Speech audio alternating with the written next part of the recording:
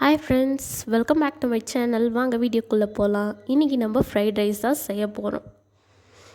Beans, carrot, capsicum, green chilli, onion குட்டி குட்டியாக cut பண்ணி வச்சுக்கோங்க. 2 எக்ஸ் வச்சுக்கோங்க. ஒரு கடாய் வச்சுட்டு ஆயில் ஆட் பண்ணிவிட்டு எக்கை நல்லா உடச்சி ஊற்றி மிக்ஸ் பண்ணி விடுங்க. ஸ்பைசியான ஃப்ரைட் ரைஸ் தான் செய்ய போகிறோம். நீங்களும் வீட்டில் ட்ரை பண்ணி பாருங்கள். ரொம்ப ஈஸியானது. நம்மளோட கிட்ஸுங்களும் நல்லா சாப்பிடுவாங்க இன்ட்ரெஸ்ட்டாக.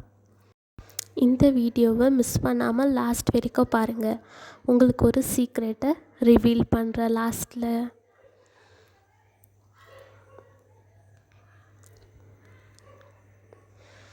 நல்லா அது உதிரி ஆகணும். அதுக்கப்புறமா இன்னொரு எக்கை ஆட் பண்ணிவிட்டு நல்லா மிக்ஸ் பண்ணி விடுங்க. மிக்ஸ் பண்ணி விட்டுட்டு வெஜிடபிள்ஸ் எல்லாம் ஆட் பண்ணிவிடுங்க. குட்டி குட்டியாக கட் பண்ணி வச்சுக்கோங்க. நல்லா வெஜிடபிள்ஸ் எல்லாம் ஆட் பண்ணுங்கள். நான் இந்த வெஜிடபிள்ஸை வேக வைக்கல. ஏன் குட்டி குட்டியாக கட் பண்ணேன்னா ஆயிலே வதக்கிடலான்ட்டு தான்.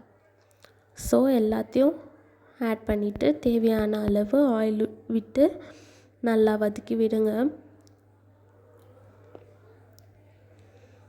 கொஞ்சம் சால்ட் ஆட் பண்ணிக்கோங்க.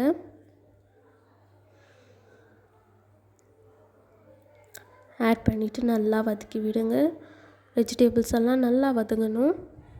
வதங்கிட்டு மேல்ட்டு வடித்து வச்சுருக்கு ஒயிட் ரைஸ் ஆட் பண்ணிவிடுங்க.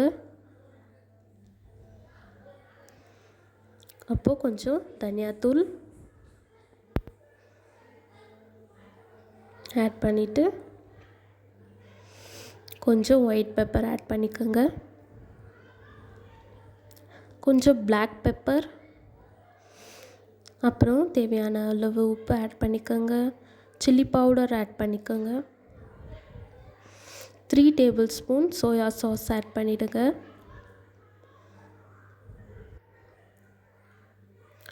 1 டேபிள் ஸ்பூன் வினிகர் ஆட் பண்ணிக்கோங்க. சீக்ரெட்டை ரிவீல் பண்ணுறேன். என்னோடய ஹஸ்பண்ட் தான் செஞ்சிட்ருக்காரு. எனக்கு கொஞ்சம் கோல்ட் ஆகிட்டு இருக்குங்க.